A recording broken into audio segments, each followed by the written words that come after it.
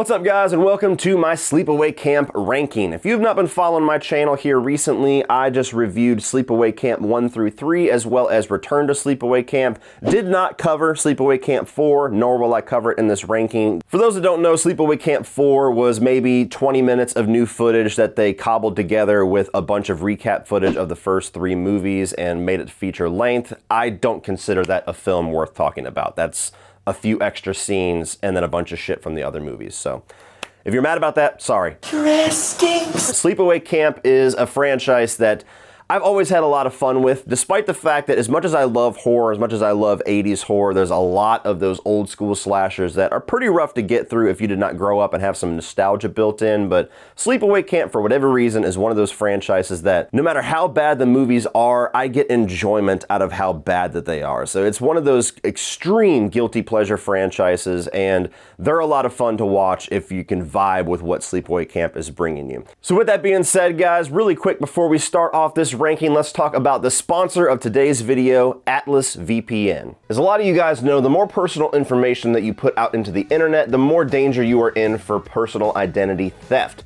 But what you may not know is that one of the best ways to prevent the dangers of identity theft is through the use of a VPN service. Well, this month I've teamed up with Atlas VPN to bring you the most affordable deal on online protection at just $183 per month. And that includes a 30-day money-back guarantee. On top of guarding your online identity, Atlas VPN also blocks malware and malicious links, keeps your Google searches private, even gives you access to online shopping deals, and notifies you whenever someone is actually trying to steal your identity. And of course, it's the worst kept secret in the world that utilizing a VPN service can give you access to other regions' content as far as streaming services. If Netflix has some content available only in the UK, if you use the VPN service to change your digital location, you can now access that while you're sitting in the US. Right now, Atlas VPN is running a huge discount to where you can actually get a 3-year subscription for just $183 per month. And as stated, that does include the 30-day money-back guarantee. And you can access that deal right now before time runs out by clicking the link in the video description. So snag that deal and begin protecting yourself from online identity theft, and thank you Atlas VPN for sponsoring this video. Starting off at number 4 is going to be Return to Sleepaway Camp. This movie is one of the absolute worst slasher films, sequels, moving collection of pictures that I have ever seen in my life. I often say that whenever I dive into a franchise for the first time, there's always one movie in the franchise that everybody warns me about, that everybody's excited about how rant-worthy I'm gonna get, and most times it's overhyped for how bad it actually is, and Return to Sleepaway Camp is one of the films that was not overhyped at all. This is an absolute piece of garbage. And it's funny because for as bad on paper as pretty much this entire franchise is, they still manage to be charming, they still manage to be fun and entertaining in some weird way, where this one is just bad. Every single decision basically is just a terrible creative decision. The production value, the quality of directing, the quality of acting, the writing, basically everything is just scraping the bottom of the barrel as far as quality goes. And there's a way that they still could have spun this movie in some weird fashion to be as awkwardly entertaining as the others, but unfortunately they decided to focus on what I would call the worst character that I've ever seen in a slasher film, Alan. This guy shows up on screen and he is so obnoxious and unlikable and despicable that you think this is going to be one of those characters that they build up so that the death scene is just going to be entertaining because you despise this character, and he's the main character of the film. And it's just over and over the most grating experience that I have ever had with a slasher character.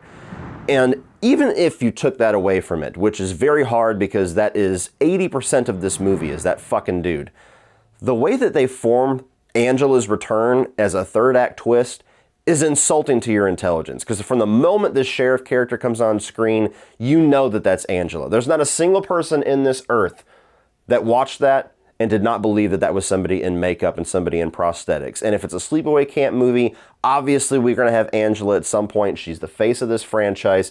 Why you would take a return of that character and have Felissa Rose finally coming back to that role and hold that for a third act reveal, that in and of itself puts this movie at the bottom. But unfortunately, there's also Alan, there's also horrible CGI, there's also terrible characters.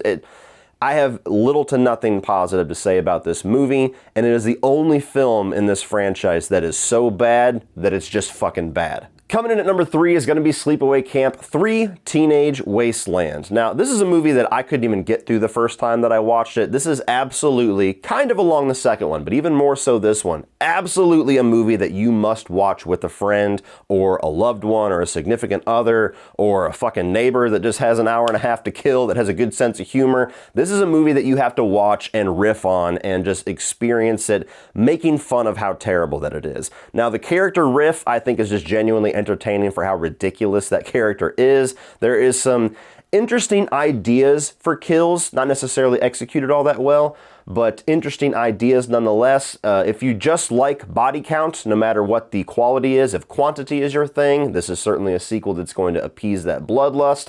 And I still think that there is some charm to be had with Pamela Springsteen's version of Angela. But everything else really just feels like they had a couple of extra bucks and a few extra weeks to be able to shoot after the second film, and so they just cobbled this thing together. It's shot back to back with the second film, and the second film had all of the passion, all the ideas, all the charm, all of the production value, and this one just got whatever the hell was left over. And what was left over was not very good. Coming in at number 2 is going to be Sleepaway Camp 2: Unhappy Campers. Now, this is a film that when I first watched it, I did not enjoy at all because I just missed all of the tone and the direction and some of the really awkwardness of the first film. And this is very much a deliberate horror comedy, where the first one I think is accidentally hilarious.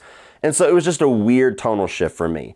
When I took it on its own merits this second time that I watched it, I enjoyed it much more. Now, this is still a very silly slasher film. This is a movie that is out there just to have fun and not take itself seriously, and I think that it really does succeed with a lot of that. I still prefer straightforward slashers. I still prefer kind of the dark awkwardness of the first film, but if I watch this, I can just have fun with Pamela Springsteen's version of Angela just going nuts and killing a bunch of people over and over again if they're not what she deems as a happy camper. And so I kind of liked that motivation. It was silly enough to where I could get behind it. There's actually some pretty good kills in this movie. The characters are pretty entertaining, especially, I forget her name, but the chick that is basically just trying to have sex with the one dude the entire movie and then gets shoved in the outhouse. That was a pretty gnarly kill. So if you can take this and just have fun with it, I think it's a very entertaining sequel. It's not going to win any awards. It's not going to win over people that don't tend to like slasher movies or don't tend to like horror, but if you are the target audience, there's a lot of fun to be had with this second film. But easily number 1 for me is the original Sleepaway Camp. This is a movie that should not work for me. On paper, it has everything that I don't like about 80s slashers and everything that I don't like about movies that I don't have built-in nostalgia for, because it's hard to forgive a lot of the shortcomings of some of those older primitive movies. But for whatever reason, this one achieves that perfect mix of good and terrible that I just enjoy the hell out of it every single time that I watch it. The acting is weird and awkward and over the top. The story direction and some of the things that they're exploring in this movie is so wrong and awkward. I mean, you've got like 50, 60-year-old owners of the camp trying to fuck like 18-year-old, 16-year-old counselors. You've got 13 and 14-year-olds going off to the beach to fuck. I mean, it's a lot of things that are so taboo, even to this day, that it's kind of shocking that this movie got made, especially the final shot, the reveal, the thing that this movie is known for, which I'm not going to spoil, but it's just wow. I mean, if nothing else, this is going to be the most memorable slasher of the 80s for that alone, but I do think the movie has a lot of fun and a lot of merit, some good kills, some interesting characters, and a really over-the-top but awesome score.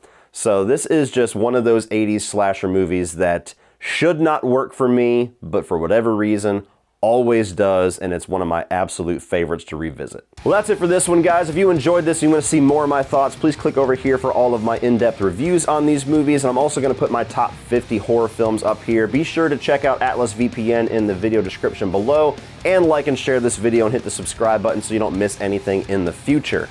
Also, remember, as always, opinions are like assholes, but that doesn't mean that you have to be.